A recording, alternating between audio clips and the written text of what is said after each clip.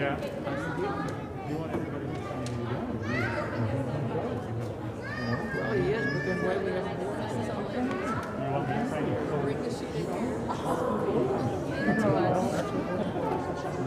But I can sign it. Some people are doing it. I don't know why should I? Yes. That's not your okay? Yeah. Hold on, I have my mask.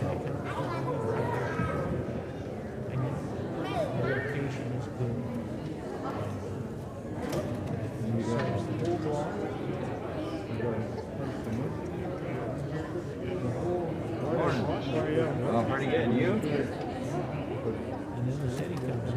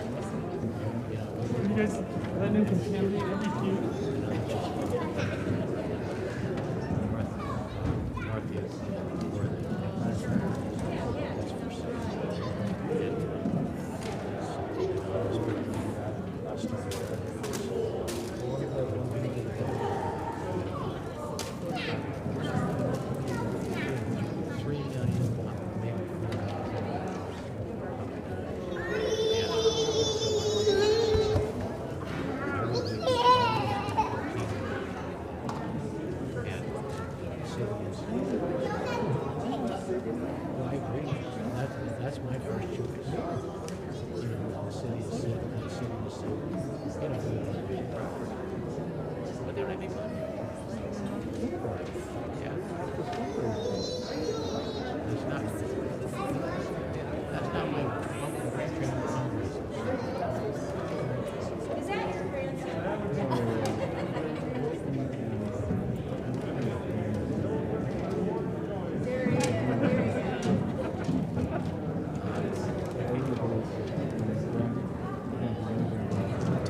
Testing.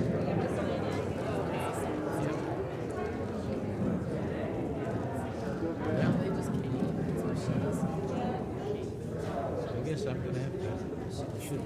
I like to do it.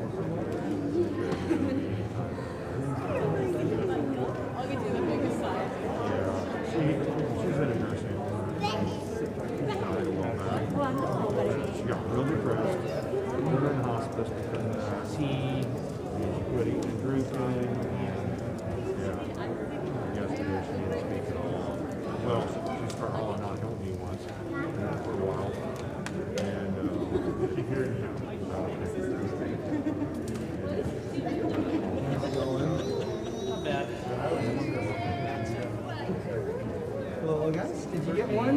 Yes. No, we don't have that. One for you. Thank you. Okay, perfect. Thank you. Hello again. Hi. You got one? All right. Yesterday was good. That's probably like good, like it's Yesterday was up. Like 100, yes.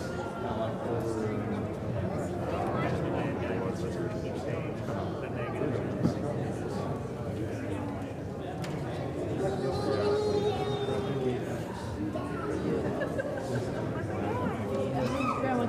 That's the last I said. Off and running. No, I mean, she came it up. I'm just She was calling me. feel like I'll slide over you.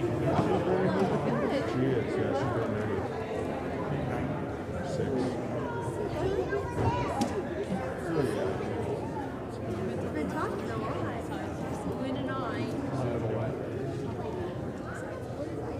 Oh, yeah. Oh, he's very good big brother. He hugs in. Yes. Yeah. How's the baby puppy doing? Girly. Does he get along well with her? Yeah. No, I know. You can't have us. Oh, we're just coming in too.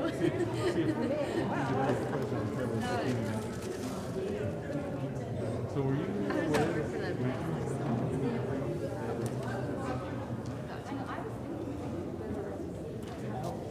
Yeah.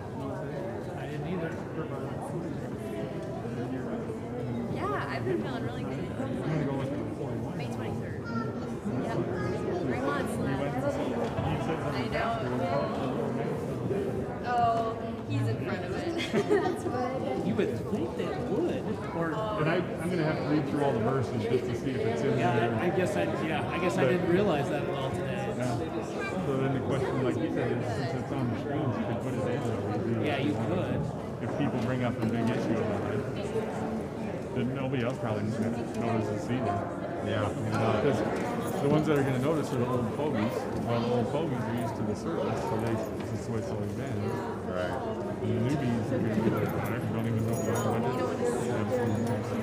Guessing you have gift cards. Yeah. I couldn't do that. Like, little stereotype. At home. You can check my truck. You know what? Oh, I got gas. How's Brady's one? When is he No, done? I'm not trust time to go. Tends to be enough, isn't it? 20 will be enough? 40? I mean, I'll take it if you offer it.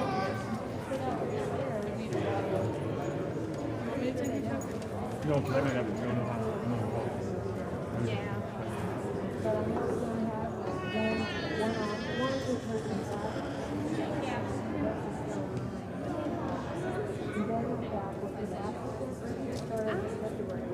Yeah, I don't know. Maybe 2 weeks to take it back. He posted something about going to Kansas State. He got into basketball games. So that's cool that they're letting people.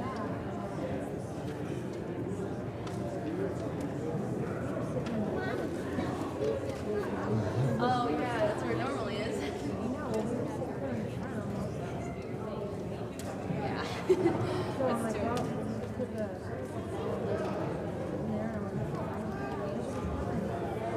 Somebody came in and said, Yeah.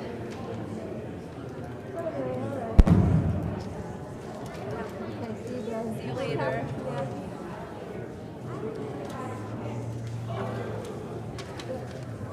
Good. How we going? Anything you know about what's yesterday? Did you change the world? You guys aren't going to Florida? Hey.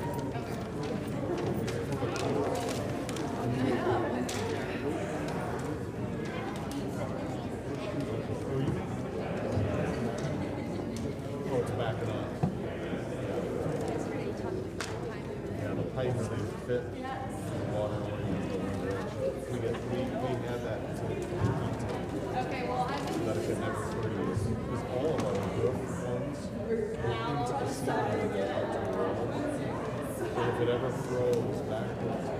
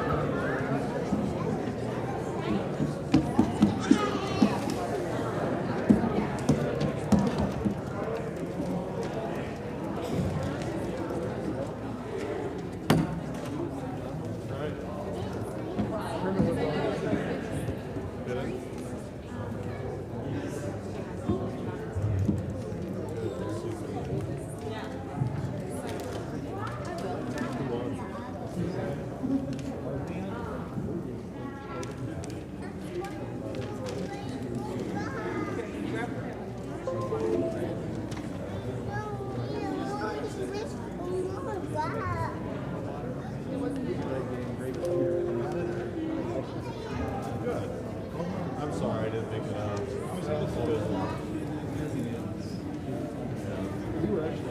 I wasn't busy. I crashed on too. I just fell asleep. Huh? I went up there. I just fell asleep today. Are you up there today? You don't have anything there, right?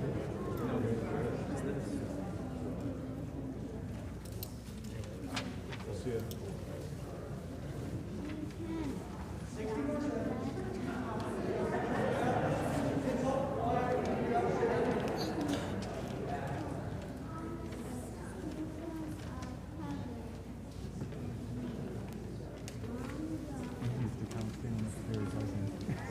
I just walked in. I was in like 70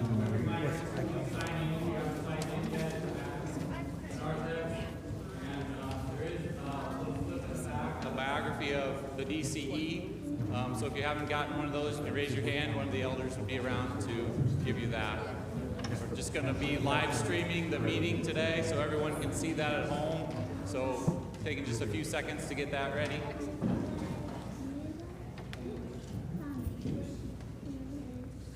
Is that better? So we'll start in just a few minutes here.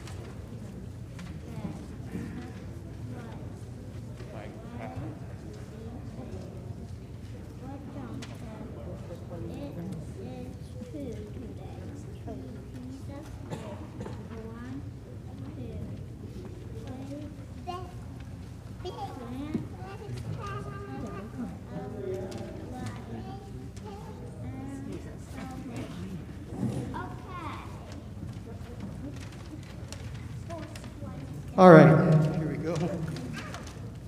Technology is when it works. Just a quick note for you, Craig. For some reason, the pointer is not working from up there. If you prefer to have it over here, we can do that while we're working on the DCE call. So just a heads up. We're going to ask God's blessing upon us. We have two things before us this morning. One is the calling of a DCE. And I'll ask Sarah Moji shortly to come up and be able to share some information about that. The other is giving you information about what your brothers and sisters in Christ have been doing with the site planning committee. The church council asked a group of individuals to look at our facilities, our campus, and come up with some ideas of some possible ideas, both at the church and the school. And they're going to present those findings today. Would you, though, join me for a brief word of prayer? Lord God, Heavenly Father, we give you thanks for this day, Transfiguration Sunday. Lord, this is when we saw all of your glory, resplendent in white, and your voice calling down from above, listen to my son. Yet, Lord, in just a few days, we're going to begin a journey that is difficult and painful, a journey where we will go to the cross, to death, to suffering, to a place other than glory as the world sees. But in that death, in that suffering, in that pain, you indeed show forth your glory.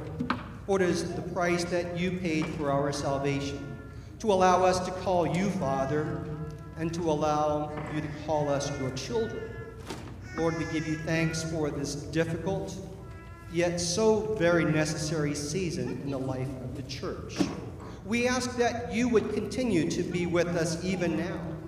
Lord, there are decisions to be made, yet we ask your blessing upon us in the presence of your Spirit, who leads and guides us into all truth. We ask this in your Son's precious name. Amen. Dr. Meyer, do I give it back to you or go straight to... You got it? Sure. We will do a formal call to order for the voters meeting, and thank you for the opening devotions, Pastor. To be formal, we need a approval of the agenda. Someone like to make a motion to do that? We have a motion in the back. We have a second. A second from Chad. All in favor? Aye. All opposed, same sign. Agenda is approved. Also on the flip side of the agenda is the minutes of our last meeting from January 24th. That was a relatively brief meeting. The minutes are there. If you'd review those quickly and then entertain a motion to approve those minutes. I have a motion from Pastor Coretto. We have a second. Second. Any further discussion on the minutes? All those in favor say aye. All opposed, same sign. Motion carries. As Pastor was saying, we have two items of new business. Call Sarah Moji forward. She was the chair of the call committee for the DCE, and we can listen to her presentation. Thank you, Sarah.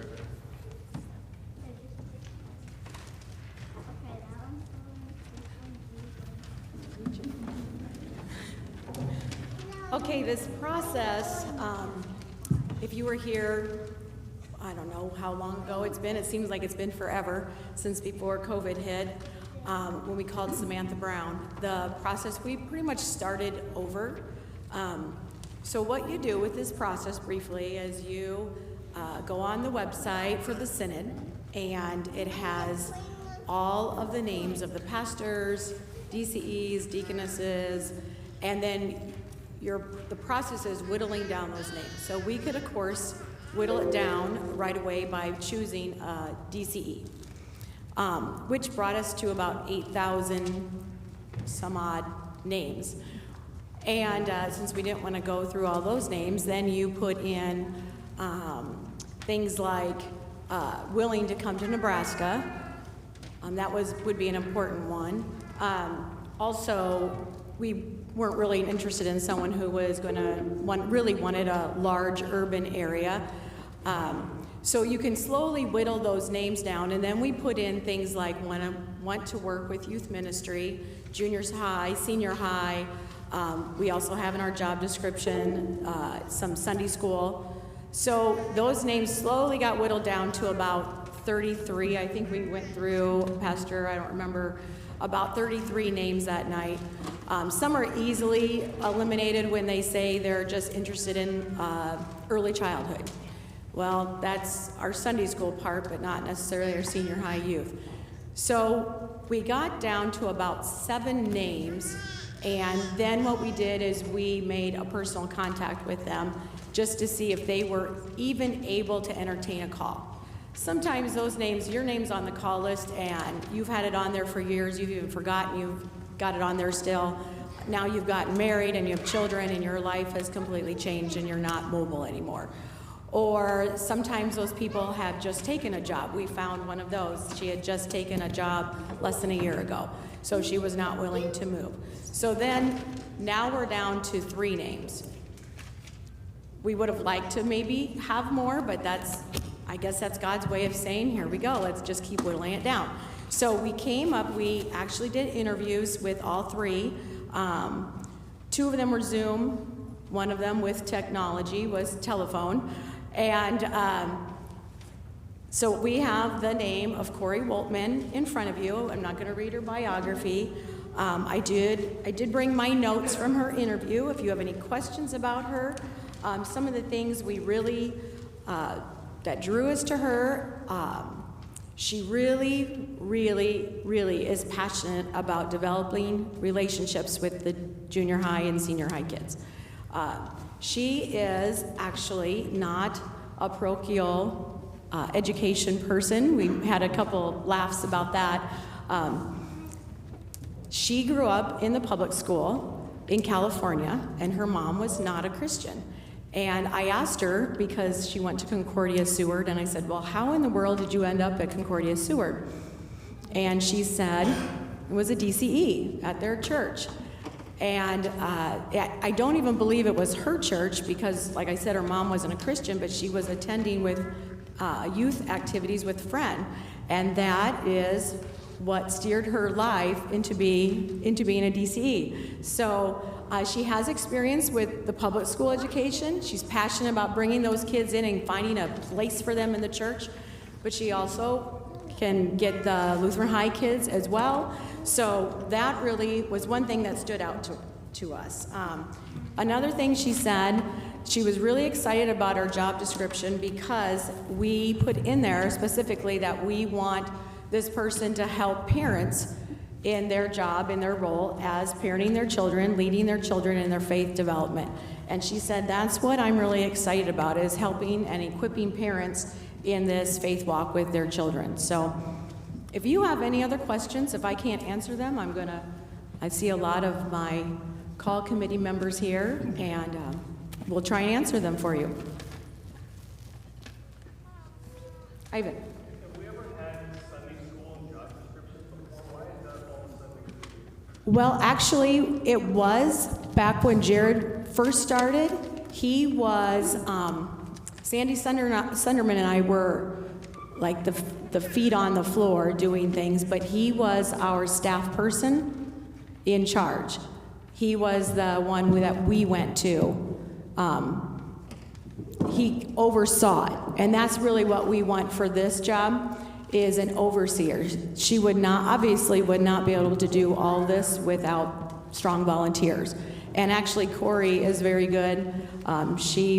We asked her specifically about volunteers, and she actually has quite the plan for her volunteers as well. So.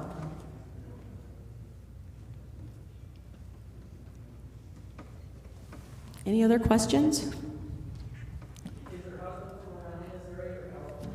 I'm not sure where he's from. He is, I believe, an auto mechanic is what, yeah, automotive technician. So how's that?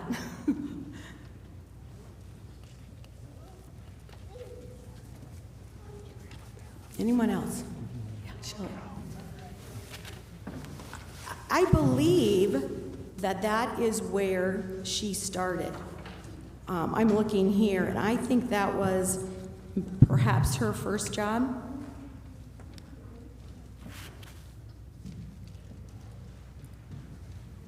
I think that was her first 2009 on and ongoing. She was an intern. She also served as an intern there. So it's always good feeling when you serve as an intern and they decide they want to keep you.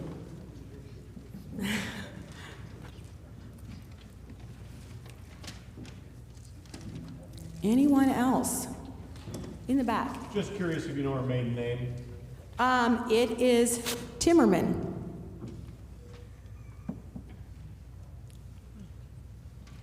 Were you looking at the year, Dan, that she graduated? She actually graduated, can I say this? She graduated, I happened to see her by accident on Facebook with Christine Eckberg, their graduation from Seward picture. So if that gives you an idea, that's who she was at Concordia the same time as Christine. So Christine knows her? Familiar? Yes.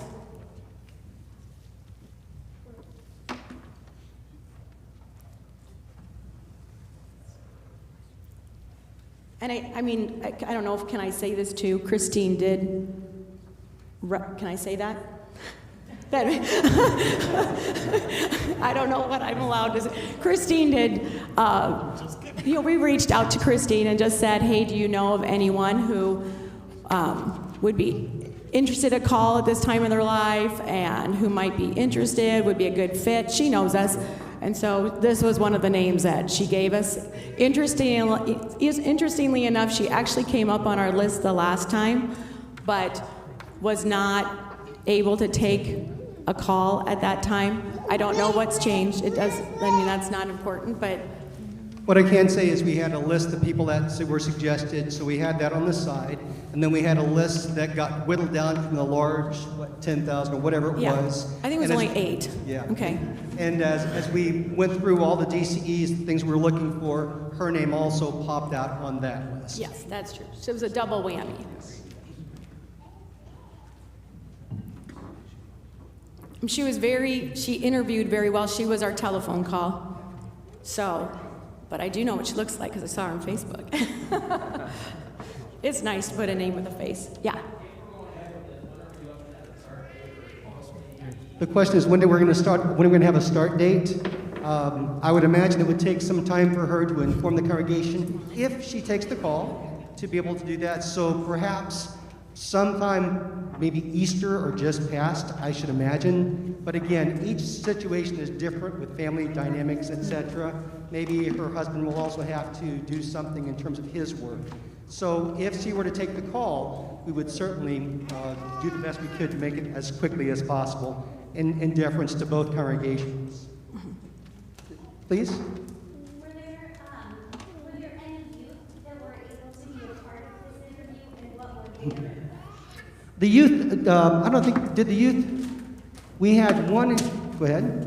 Yes, Maddie Bryant was a part of our youth. She sat in on as we whittled down the names the one night online, and she was a part of that group. But, yeah. No, we just had one youth involved, and I'm not sure she was able to attend all of the different meetings, but we just had one, yes. Any other questions? Yes, please. That's all right. So, technology, you said, did you say it was an issue for her? Zooming was a little tricky for some reason. Our connections kept getting lost, and so that's what I mean. That's why she was the phone call. Yeah. Right. If you recall, we upgraded our internet here recently, and it was a sizable amount that we did that with. When we came to interview her on Zoom, I had the entire committee in my office. We started up the Zoom, and there was no internet at all. So it just died. So we went to the phone call. We went the old-fashioned way.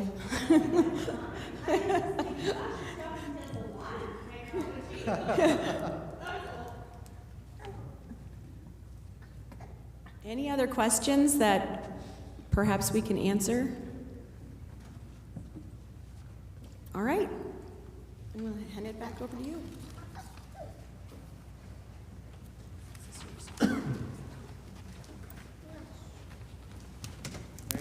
Thank you, Sarah, and thank you for the call committee for all their time spent on that.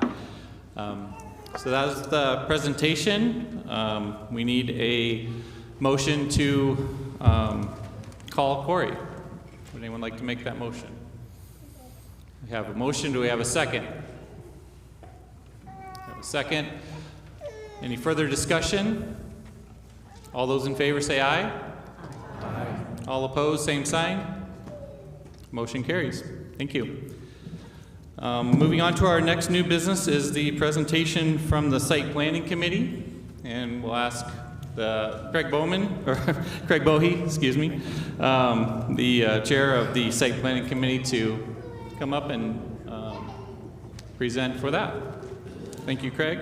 Thank you for the Site Planning Committee. They've been working diligently for many months now to review the needs of the campus, and this will be the presentation.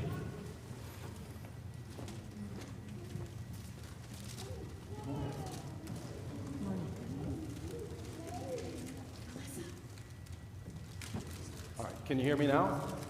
Okay. All right, thank you for coming out this morning. I just want to let you know, my wife Nancy checked on the Weather Channel last night, and we're actually colder here than we are in Fairbanks, Alaska.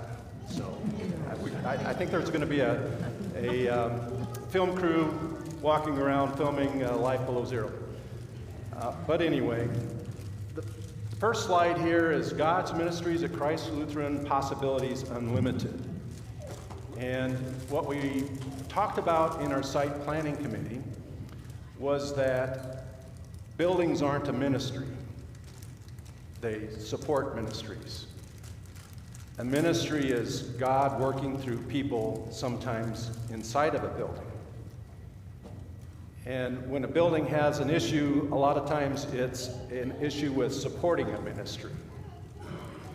A good example here just recently, in the last few years, is the Helping Hands Daycare. If you remember, it was over here and the building was in very bad shape. It was really limiting what the Helping Hands Daycare, what that ministry could do. Of course, that's now been replaced with a brand new building, and we have a lot of growth in that ministry. If you look back 50 years ago, in 1970, when the old church was in the parking lot, the limitation was the size of the sanctuary. It was a very small sanctuary, so church attendance really was limited by the size of the sanctuary. Of course, now we have this sanctuary, and that's not the issue. So if we look at the site planning job description, and let me just give you a little bit of the timeline here. Actually, this committee was put together back in March of 2020, almost a year ago. Of course, you know, in March and in April, we had the pandemic came upon us. And so there were no meetings of the site planning committee, even though it had been pulled together. There were no meetings, official meetings, until October of 2020. So ironically, October of 2020, we had the beginning of the second wave of the pandemic. So we had quite a few Zoom meetings rather than in-person meetings. But it was a special committee appointed by the church council. The job description or the charter of this committee is to examine the facilities at Christ Lutheran Church campus and make recommendations for a 3-year and a 5-year plan, so possibly a staged plan. So these are some of the people on the committee. I think these are all the people. If you're here today, can you stand up with those people on the site planning committee? Just so you have an idea of we are. Just thank you. Thank you very much for being a part of this committee. We've had quite a few meetings that have lasted a couple hours, and I fear we're probably going to have quite a few more meetings, but thank you very much for being a part of this. I'm just a spokesman. These are the people that have done a lot of the work here. So thank you very much.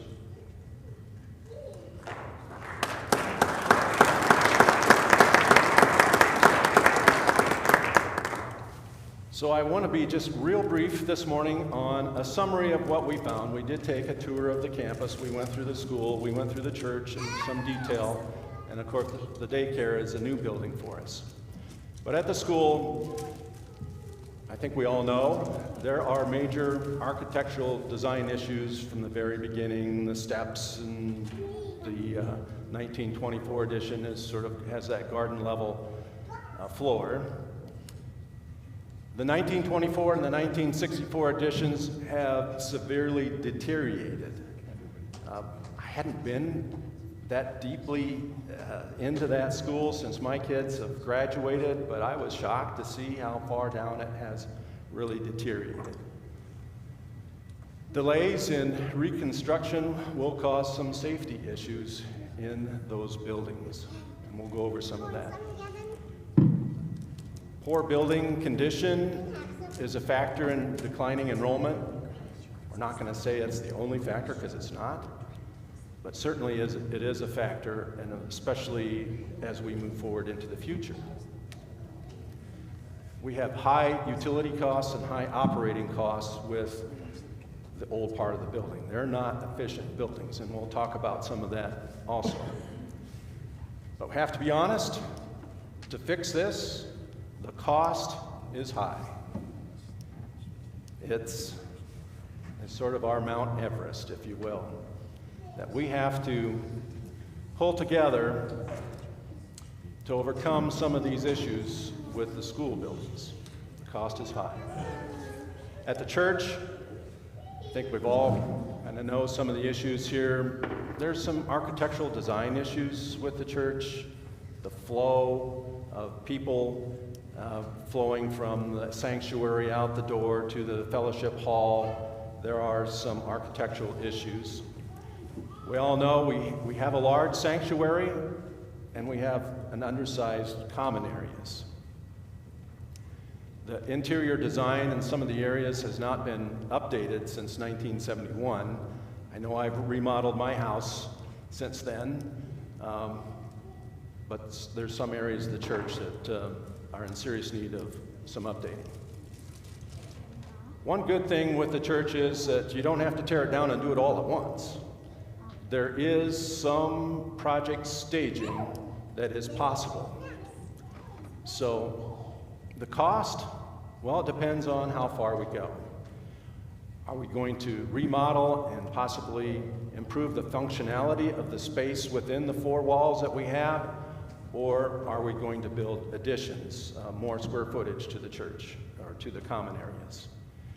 And quite frankly, the church is a little bit tougher design project than maybe the school is. And the site planning committee will need to do a lot more work on the church, but I can assure you that there's just as much excitement and passion about improving some spaces in the church as there is over at the school building. As far as the daycare is concerned, it's a brand new building. It has supported growth in this ministry, so you should feel good about that. The funds that were invested in that building have paid off a dividend. We have more people using the daycare than we did back in the old building, so feel good about that. The west wall of the building is designed to connect to the next building phase. So if you notice, it doesn't have the brick face on the west wall, it's just painted. It is designed to add on there on the next building phase. So we talked about project staging, and the site planning committee looked at both the church and the school and looked at the condition of the buildings, and we have to be honest, the conditions of the buildings in the school are much worse and are borderline causing some safety issues. So the stage one would be an activity center attached to the school, and stage two, which would be the 5-year plan, would be to improve the church. Now it's not quite that simple, because there is some opportunity for overlap between these two projects. For instance, I think one of the biggest issues we have that I've heard from people is our bathrooms. They're fine, functional, no problem with them, but they're not handicap accessible. And they're too small for the number of people that we have here in the sanctuary. So maybe that's something that we can decide on. Where is the final spot where those restrooms are going to be? And then that's something maybe we could improve right away and not have to wait till stage 1 is done. There's some things we can do concurrently. Funding for stage 1, which is the activity center, of course, comes from Christ Lutheran members, but there are also outside supporters of Lutheran education. There's members in other congregations that will donate to the activity center, and there are foundations. A good example is the Munt Foundation. I don't know if you're familiar with them, but they contribute to our daycare center. And they would be a contributor to this one, I'm sure. I think they were also a major contributor to the St. John's Battle Creek recent addition. I don't know if you know, they just recently added more classrooms to their school, and the Munt Foundation was a significant contributor. Funding for stage 2, which is the church building, that will come from primarily Christ Lutheran members. So the two projects, I'm sorry, let's get back here. The two projects have a little bit different funding and will have different accounts put together for one project or the other. So let's get into some of the issues with the school. I think most of this is, most people know some of these issues, but the bottom picture there is the fire exit door and stairway for the lunchroom that we currently have. And we got written up by the state fire marshal recently in an inspection because this door is too hard to open for young children. And we wrote a letter back to the state fire marshal saying, well, let's give us a little time because we're talking about some building projects here on campus, so we got a waiver and we haven't had to correct this yet. But it's just an example of some of the issues at the school. So we talked about school enrollment, and way off on the left side, that's 1994.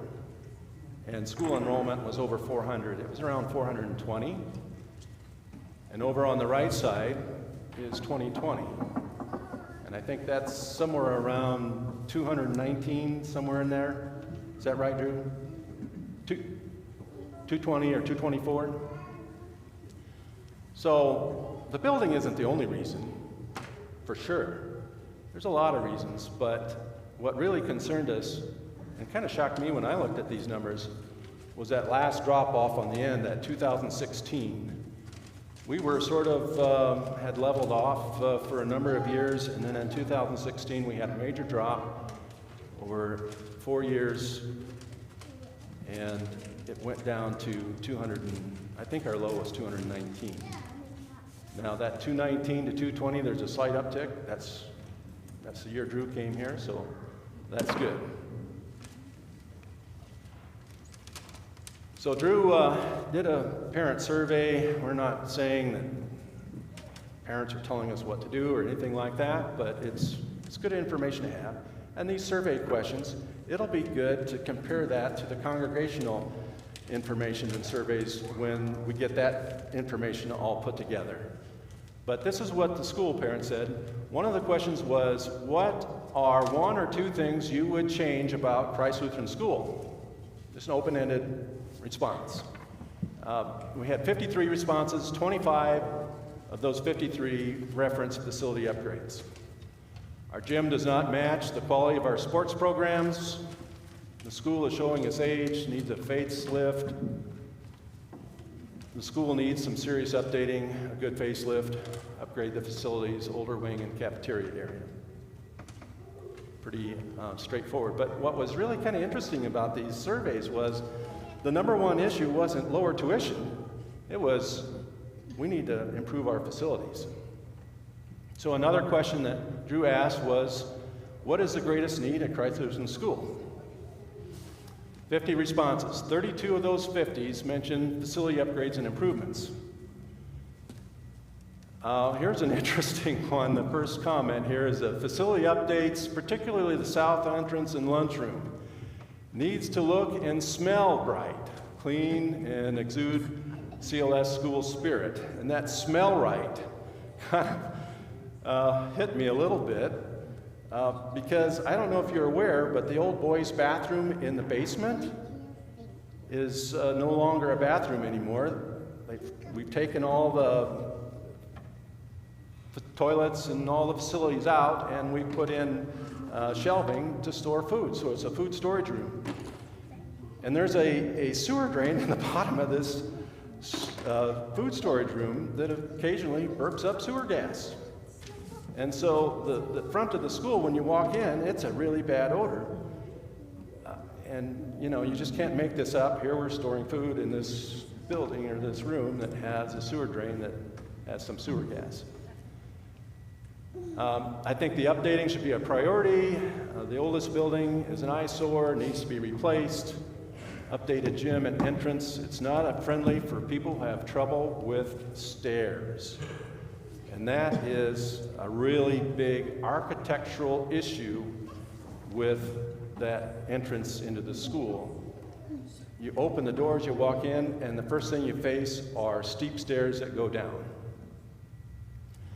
So if we take a look at some of the issues with the 1924 school, and I have an appendix, I think we've got about, Ivan, you took all these pictures, about 50 slides of different issues that they found, but we'll just cover a few of them. The bottom left picture there, you see what looks like an air conditioning unit. Well, it's not, it's a heat pump. And the furnace at the top of the middle doesn't work anymore, and all the pipes throughout the building are pretty much corroded shut, so you couldn't even run it, even if we replaced the furnace or the boiler. So what we've done is we've put window heat pumps in strategic areas around the building, and we have quite a few of them down in the basement where we're actually using those spaces for band room and for lunchroom. And they pretty much run 24/7. But then if you go up to the second floor up above, where we really don't use that other than for a storage room, we only have enough of those running up there to keep it above freezing during the wintertime. So if you go up there, it's quite cold. I hope it keeps it above freezing tonight. Probably will, but it's very inefficient all the way around. There is no insulation around these window air units. If you go up there and take a look at them, it's a 3/4 inch plywood insert with the heat pump in the middle, so there's no insulation. There's cracks. I think we saw some cracks where you can see just daylight right through. We already talked about the stairs for the exit. The stairs in the old 24 building, there are some serious cracks along the stairs next to the wall. I don't know if it's structural, but if you start really looking, there's a lot of cracks and issues kind of with the structure. And the concrete floor in the lunchroom doesn't hold any tiles anymore. And I don't know if it's because the concrete is deteriorating and the tiles, you try to glue them to the floor and they come up, or if there's more moisture that we're having coming up on the bottom of the floor, but in the lunchroom we can't keep a tile on the floor. Finally, the picture over on the right is an area where we had some furniture, some cabinets up against the wall. Pulled those loose, and we saw something growing on the wall back there. So this is in the old addition. It's not air conditioned in the summertime when the humidity is high and we don't have airflow around in an area. We have the possibility of things starting to grow. It's not a big issue. We're going to clean this up, but it's an example. It did kind of concern us a little bit about the future and safety inside this building. So if we look at the gym, that's part of the 64 edition. Of course, we talked about the stairs. People have fallen on these stairs and injured themselves, and some people have far worse on these stairs than just falling. And it's interesting because the handrails that go down these stairs, they are lower down for kids. They're more or less at a child's height. For an adult, it's a little awkward to grab onto that stairwell, or on that stair railing, and go down those stairs. In the gym, we have a pretty major crack developing in the floor of the gym that's extending out into the playing surface. And I think many of you probably have played basketball on this floor, and you know that the tile in there is about 1/8 inch hard PVC tile, and you slide around quite a bit on that, and if you fall, it's almost like falling on concrete. It's very hard surface, and what we know today about concussions, this would not be any kind of a gym floor that you'd ever install on a new gym today. There is a danger factor with the hardness of the floor. Of course, you know, there's no room for fans to be here, so many times a basketball player will chase after a ball and the fans have to catch the kid coming off to the side. The kitchen that we have there is really not functional anymore. It's basically used as a storage space. You can see the sink there is in really tough shape. The locker rooms, the showers in the locker rooms don't work anymore. Not sure junior high kids shower after games anymore. Not sure we need them, but that space is unused and it's not functional. So if we take a look at the current floor plan, we have the 1924 edition. We're just showing the floor plan for the bottom. We have the music room, locker rooms, kitchen, and lunchroom. The 1964 edition added the gym, and at that time 4 classrooms. Now there's 2 classrooms, a teacher's workroom, and offices there. It's interesting because we went into the safe here at the church and pulled out the floor plan of the 1964, and they didn't call it a gym, they call it a multi-purpose room. So back in the day, in 1964, we had the old church in the parking lot and didn't really have a fellowship hall, so to speak. So their plan was to use the gym as a multi-purpose room for a fellowship hall as well. And I think it worked fairly well except for the steps. 1984 edition, this is in good shape, no issues there. And of course, you know, the 2004 edition on the end is also in good shape and was a big improvement to the school back in 2004. So, let me just go back here. So the 64 and the 24, those are the 2 areas of the building that we have some major issues with the condition of the building, the design, and they are structurally tied together. So you have, on the 64, you have beams and there are structural tie-ins to the 24 building. So it'd be very difficult to tear one down without the other. Could be done, but expensive.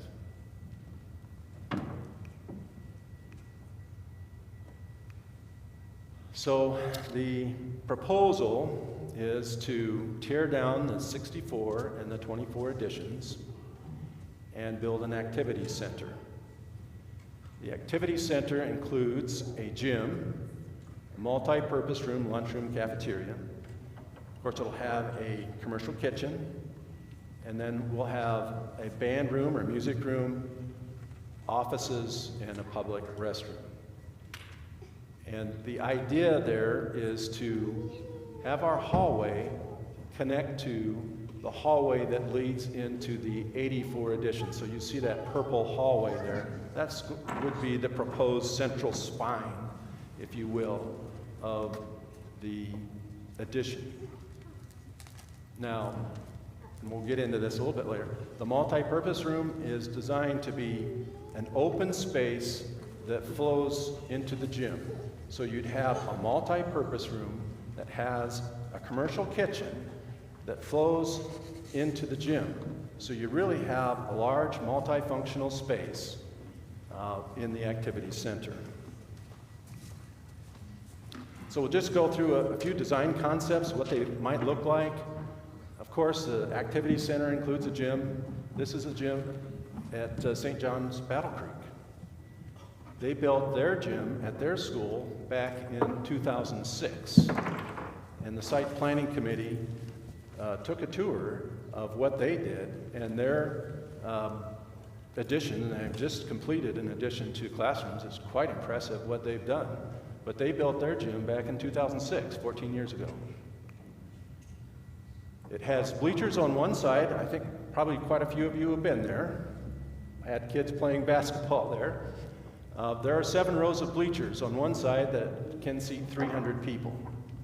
If you pull those out and you put chairs on the floor, you have the total seating potential of 700 people. It is 100 foot long and 82 foot wide. We have the floor plan. BC Builders built it, and Scott Miller sent me the floor plans. So we have that to take a look at. It's a really nice facility. It's not quite the height of a regulation high school gym, but it does have a regulation basketball court in it. And they just recently put in these basketball hoops on the side so you could possibly run 2 games, put a curtain down the middle, or at least 2 practices at the same time. But we also wanted to kind of throw an idea out there. This needs a little bit more development, but gyms can be used for more than just playing basketball or volleyball. And this is an idea for a gymnatorium. So what happens is you can have a stage that, with the push of a button, automatically sets itself out, lowers itself from the side of the gym. And in this case, they have bleachers. I think they're stadium seats, but we wouldn't be doing that in this picture. But the bleachers go out over the playing surface of the gym, and it forms an auditorium at the same time. So imagine that, if we could do something like that. And this is a pretty small gym, pretty narrow. Not sure we can do exactly this, but it sort of gives you an idea. Just, start thinking about it. What could we do with a facility like this? We can do a lot more than just play basketball and volleyball. So the multi-purpose room, we have a design concept that actually came from a website, an architectural website, for a multi-purpose room that was built on a grade school in Chicago. And that's where these pictures are from. And the main architectural features, we have a window wall along one side of the building. So if we did something like this, we would have the window wall, and the nice thing is it would be facing south, so that on a cold winter day when it's sunny, the sun will come in and it will pretty much heat this space on its own. Plus, when you have these windows, what are you going to look at through the windows? You are going to see our church. And if the architectural design can be a witness, our church is that witness. So when you're inside here, you're going to see the bell tower, you're going to see the cross, you're going to see the stained glass window. You're going to know, inside here, you're going to know you're on the Christ Lutheran campus. You're also going to know a little bit about who you are. You're going to know you're a Christian because you're going to see this stained glass window, and you're going to see some of the Christian symbolism from the windows in here. If we can't connect physically the 2 buildings, we want to connect visually. And also, in here, you're also going to know when your ride is there to pick you up. So that's also practical. But I want to point out, if you can see, over to the right, those are the entrance doors. So that would be somewhat similar to what we would be proposing as a design concept. You walk in, and it's an open concept, in this case, the multi-purpose room would be to your left, and the gym would be to your right as you walk in. But you can see sort of how they have this one set up, so you don't have that wall, and that hall space there could be expanded into if you have a bigger event. It just opens up the space of the room. It's a good design. So the school district is so proud of their lunchroom, they actually put it on their website, and this picture is from that website. Very bright. That's what it looks like from the outside. I'm not sure we'd go quite to this extent. We'll have to see, but it's a good-looking facade facing the church, and that was one of the parameters that we had. Was we want to have something architecturally good to look at from the church. And you also notice here, over here on the left, we have a covered entrance. Well, we'd like to have that too as we go into this addition. We'd like to bring a covered entrance all the way out to the parking lot, so you have a drop-off zone. You drop your kids off, or you drop people off for an event inside, you're not exposed in the weather. You don't have ice or snow or anything like that, and no steps. There'll be no steps in any of this addition, including the curb going into the activity center. We want to make it very people-friendly. So where we're at right now as a site planning committee is that we really want to touch bases with the congregation. We don't want to spend anyone's time or possibly donors' money to further develop some of these designs if we don't have support here in the congregation. So we're asking for a review and an approval of high-level design parameters. So the first one here, and I know you probably can't read it, so I will read them for you. The school and church do not connect in this site plan. We will preserve the parking between the school and church as much as possible. Tear down the 1924 and the 1964 school buildings and start with a clean sheet of paper south of the 1984 addition. The 2 third-grade classrooms that we're currently using in the 1964 edition will move to rooms in the 1984 and 2004 editions. We will have no temporary classrooms, and Drew's got a plan for that. We will rebuild on the same land as the 24 and the 64 buildings, so we don't have to buy more land to do this. The gym and the lunchroom kitchen spaces will flow into each other, forming an activities center used by all ministries at Christ Lutheran. So imagine the possibilities. How about the possibilities for Vacation Bible School to use this activity center? How about Sunday school?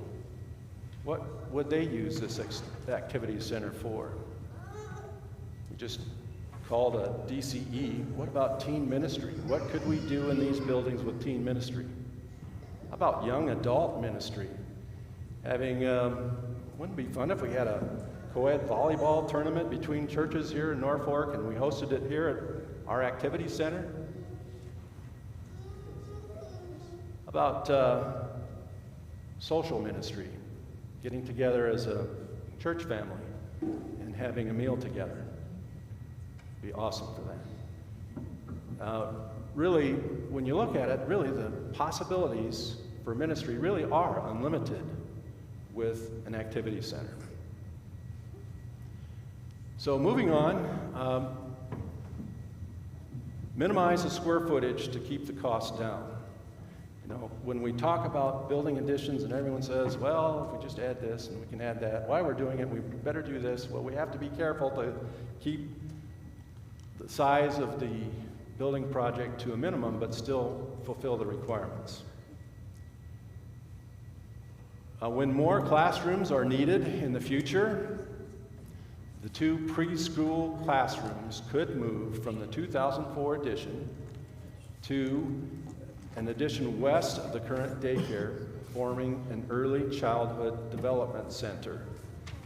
So roughly half of our preschool kids end up going to daycare on the off days or on the afternoons or mornings when they're not attending preschool. So there is a lot of synergy between, am I going too long? Yeah, 5 minutes. 5 minutes, okay. There's a lot of synergy between preschool and daycare, and if we vacate those rooms in the 2004 edition, we can get 2, maybe 3 classrooms in the 2004 edition where we have our junior high. So we want to have a modern, functional interior design, appealing exterior facing the church. We want to improve the water drainage, we want a green design. We want to have a building that's designed for a 100-year life, so 50 years from now, the church will have a project to do some remodeling, not tearing down and building new. Closing the alley is an option, but we need more study. Wouldn't it be nice if we had a green space between the school and the daycare? And the overhead power lines, right now, I don't think we have to move those in the alley. That's very expensive to do. But if we ever do build across the alley, we will have to move those power lines. So the next steps, build consensus and agree on priorities. That's what we're doing now. The site planning committee has no power to make any decisions at all. It's up to you guys. So we're just giving you our recommendation, and we all need to think about it, pray about it, and ask for God's guidance. Stage 1, Stage 2, church, school, we want to do them both, and we are going to do them both. We did present this to an all-board meeting last Thursday, February 9th. Today we're reporting to voters, information only.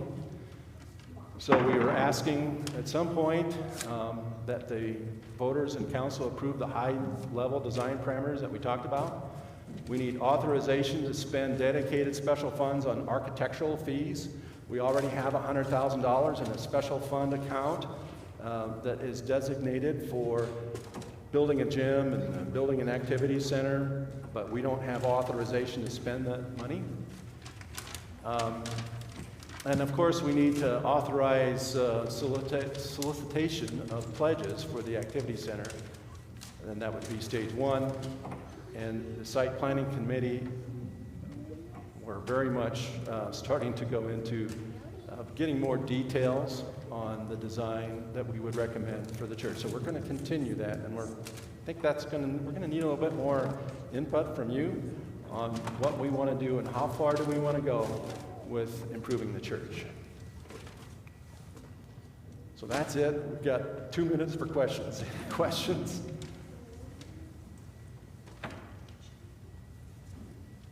Yeah, go ahead.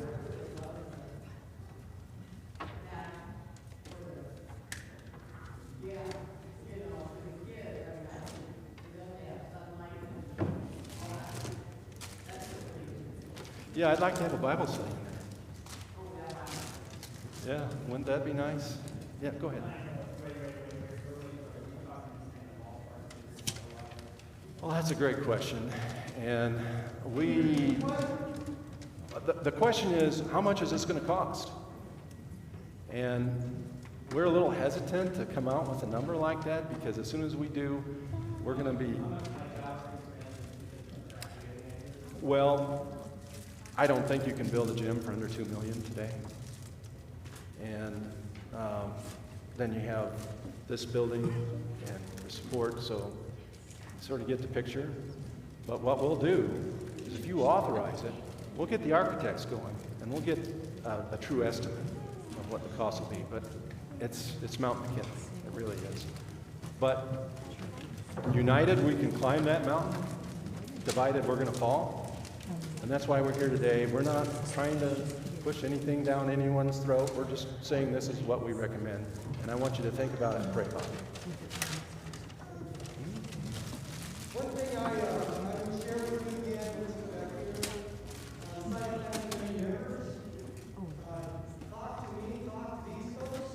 These are the members of our congregation. He said, hey, come up with some ideas. Hey, yeah, you may love the idea, you may all get a chance. We're going to get here for you, because this is not my call, this is not your call, this is your call. So again, we ask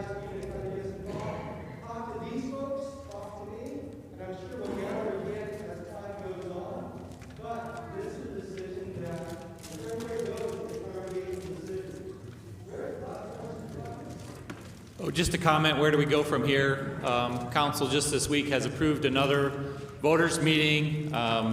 In 2 or 3 weeks, I believe. We'll make more announcements as that gets closer, but we did want site planning to have the opportunity to get that information out to the community and also out to the congregation, and really want to hear input, as Craig was saying.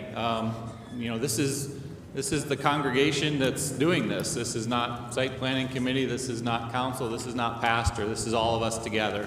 I think there's a lot of excitement in the community and also from site planning. I think we have an opportunity to do great things, but we have to do it together and with God going with us. So please pray, please talk to the members, and look forward to your input, and then look forward to another voters meeting coming soon when we can really kind of hear your voices again, but then also move forward with this project, something that we need to get done. So I think that's all I have to add, unless there's any other further questions or comments. Thank you all for coming on the cold day. Look forward to seeing you at our next voters meeting. Have Pastor close with a prayer, and then we will be adjourned.